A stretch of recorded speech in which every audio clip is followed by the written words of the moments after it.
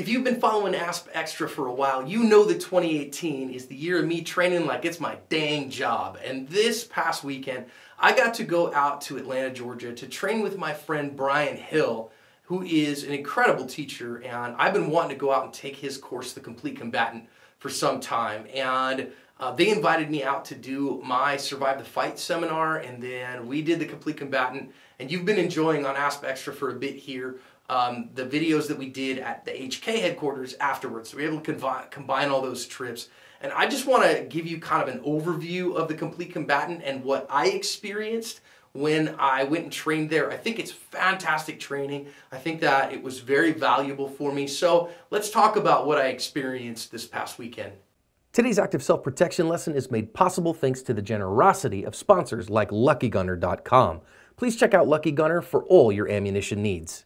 So first of all, it is very rare to see somebody who combines firearms use and empty-handed skills and verbal skills and mental training all in one weekend. And that's really what the Complete Combatant was. I mean, as the name implies, Brian and his wife Shelly, they want to combine and give people who maybe aren't going to train in empty-handed skills for a year or 2 years, and they're not going to go to 20 firearms classes, and maybe they're not going to do much more than watch the Asp narrated videos on the main channel.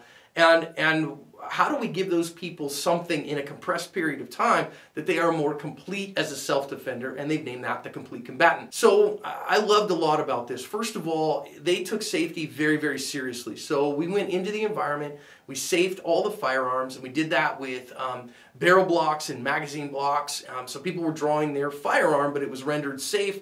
We verified that twice over, that nobody had any other tools on them, no guns, no knives, no pepper sprays, no knuckle dusters, no saps, jacks, nothing. That it was a safe environment to train in.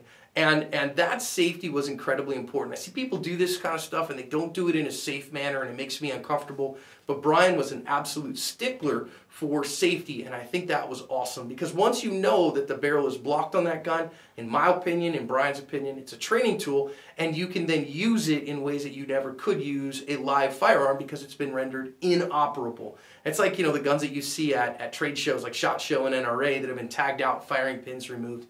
It makes them an inoperable show tool, and therefore it can be used in that kind of environment. So he did a great job of that, and I think that's great. Next, the training. Well, I gotta be real. Brian uses the active self-protection narrated videos to illustrate points in his presentation. And of course, that's pretty flattering to me that somebody thinks highly enough of them that they will use them. Brian is a part of the instructor development portal that allows him to use the narrated videos. If you're an instructor and you want to use them and you don't know about the IDP, hit the link in the description. You can learn about those.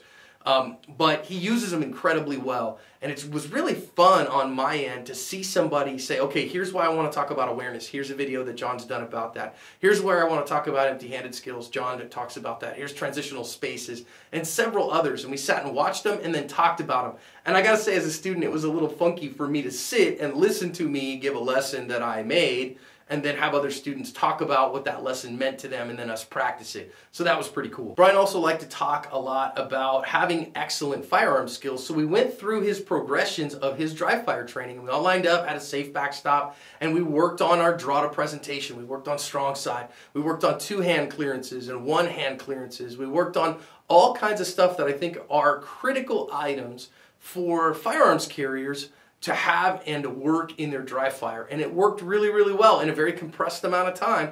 Maybe we worked for an hour and a half or so total over the weekend on dry fire skills, but working on very particular things and getting them out there. Built automaticity, built neural programming, neural pathway ingraining, and it was really, really good time. And of course, you guys know me, I'm a dry fire monster. I love to dry fire to get better with my handgun skills. And Brian taught those skills very well, and it was an excellent part of the class. We also learned empty-handed skills, and you guys know, I mean, I've studied empty-handed skills for a long time, but having somebody else, so Brian's got a 4th degree jiu-jitsu black belt, and so his skill more in the grappling arena, and he's also been a full contact fighter, an MMA style fighter back in the day.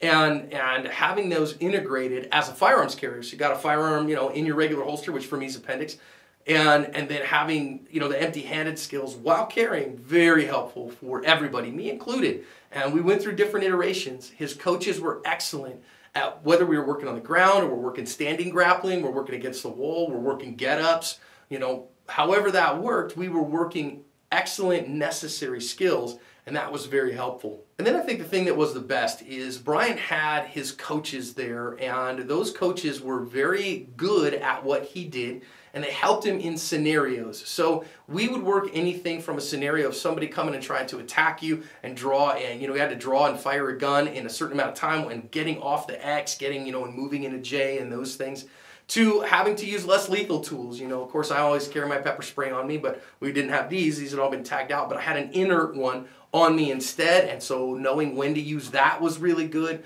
versus knowing when to use the deadly force tools that were on you versus verbal judo and task loading and those things. And I think everything kind of came to a head at the evolution. So kind of towards the end of day 2, for the last couple of hours, we all got together in smaller groups and we role played. You know, sometimes I was the cop, sometimes I was a bystander, sometimes, you know, one time I was the victim. And so there's a little not safe for work language here, but I want to show you my force on force evolution and show you kind of how the weekend culminated in me having to use my grappling skills, my verbal skills, my follow-up skills, my medical skills, and all those things together. Now, again, I want to recognize here that they knew, you know, Brian and Todd's the guy who's going to attack me here. Great guy, super humble, kind, awesome dude. And listen, they knew that my skill set was maybe a little higher than some of the other students, so he gave me a little more. You know, it's not too many students that they had 2 weapons problems that were showing up, that they were grabbing and throwing to the ground so hard and so quick. But okay, they wanted to test my skill set and give me a little bit of pressure. One more thing here is that, just FYI, you watch at the very end, I pop up pretty quick, but I kind of was affecting at the end, trying to keep my heart rate up, and to keep my heart rate up so that I was having a harder time communicating, I purposefully kept the breathing up. My cardio is actually getting better because I'm losing some weight, so that's just the thing there. But watch this Evo and see what you think. Turn around. Okay. You don't like this. All right. Just waiting for the bus. We're just waiting for the bus. Oh, God, help me. Yep, we are. Just waiting for the bus. It could be. No, God! Hey, leave me alone! What's happening? Stop off me! Get off me, dude! Look at that!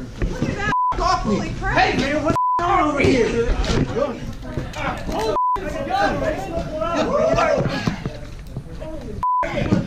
going on with that?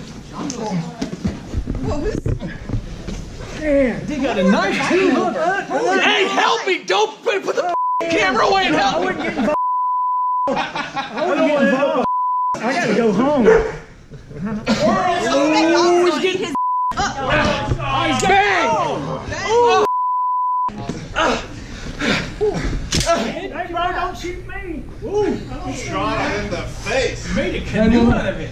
911, what's your emergency? I've been attacked. I need police and fusion MMA. Sorry, say that again, hon. I hear that you're upset. That's all right. I've been attacked. Fusion MMA?